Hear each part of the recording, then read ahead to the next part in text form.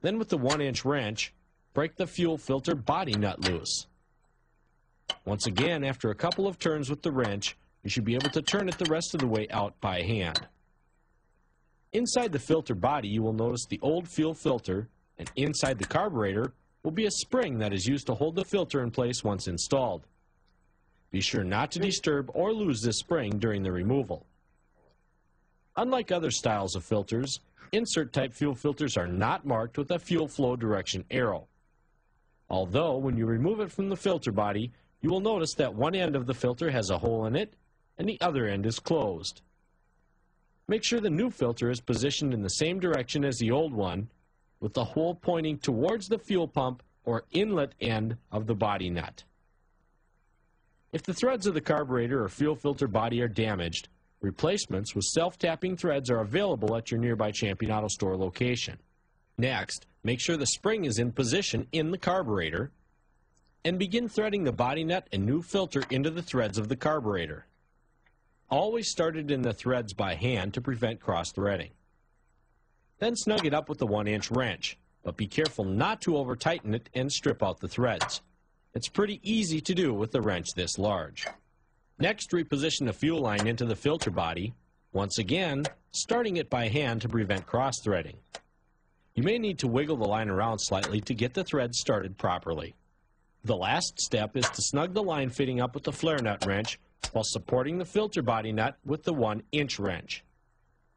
Remove your shop towels, start the engine, and check all lines and fittings for leaks. If everything is dry, reinstall the air cleaner assembly and you're done. For a written explanation of this procedure, pick up Champion Auto Store's free tech tip number 38.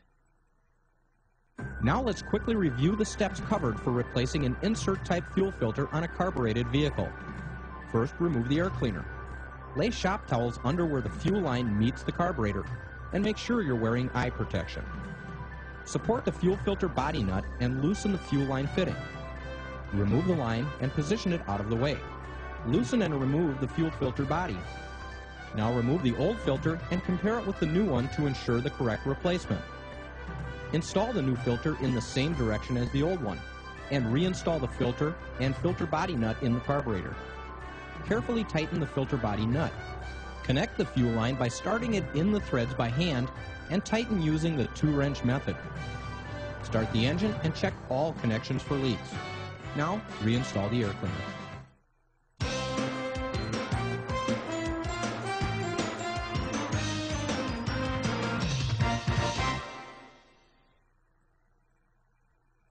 Inline fuel filters come in a wide range of shapes and sizes, but yours will most commonly look like one of these.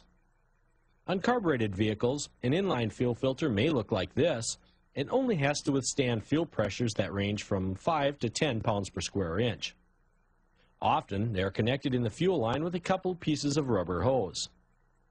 Where on fuel-injected vehicles, the fuel filter may have to withstand pressures up to 85 pounds per square inch and will most likely have welded fittings on each end.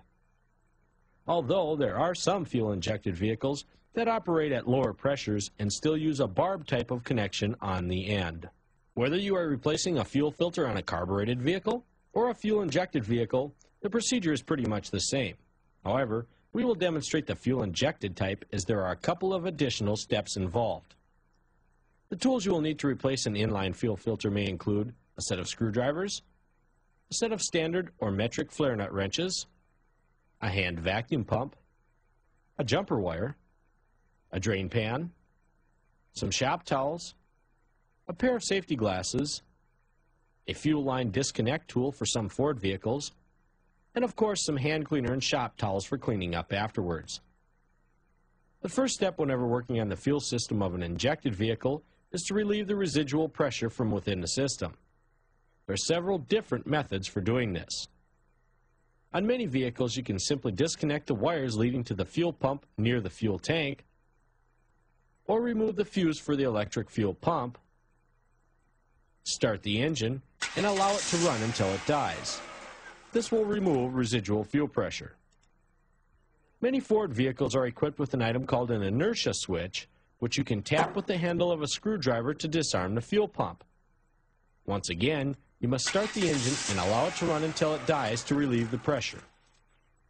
Check a service manual such as a Haynes manual for the specific location of the inertia switch on your vehicle. Another method on many vehicles is to locate the fuel system pressure regulator, disconnect the vacuum hose leading to it, and connect a hand vacuum pump. Apply 25 inches of vacuum to the regulator and it'll relieve the system pressure through the return line of the gas tank.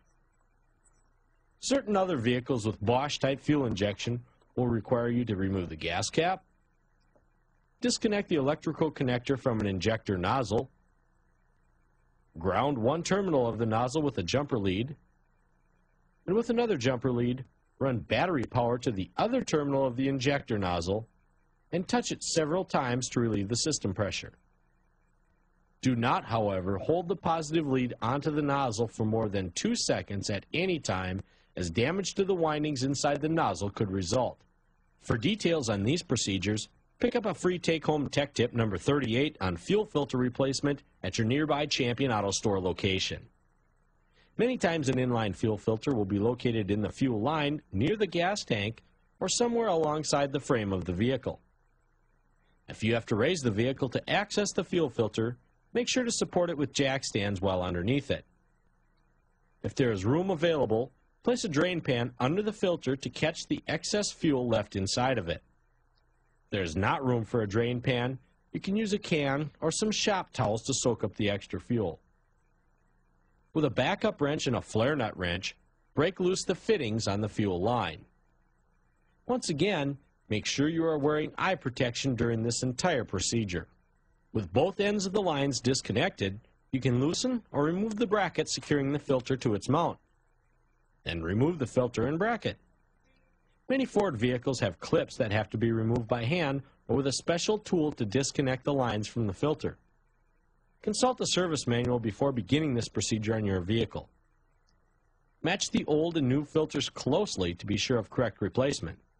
If there is any difference in the fittings, do not install the new one. Double check the application manual for the correct listing.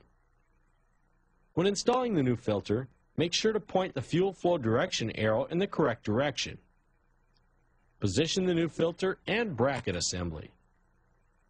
Attach the fuel lines starting any threaded fittings by hand to prevent cross-threading. Tighten them securely with a backup wrench on the fuel filter fitting and by using the proper size flare nut wrench on the line fitting. On Ford vehicles, secure the line in place utilizing the new clips provided with the filter.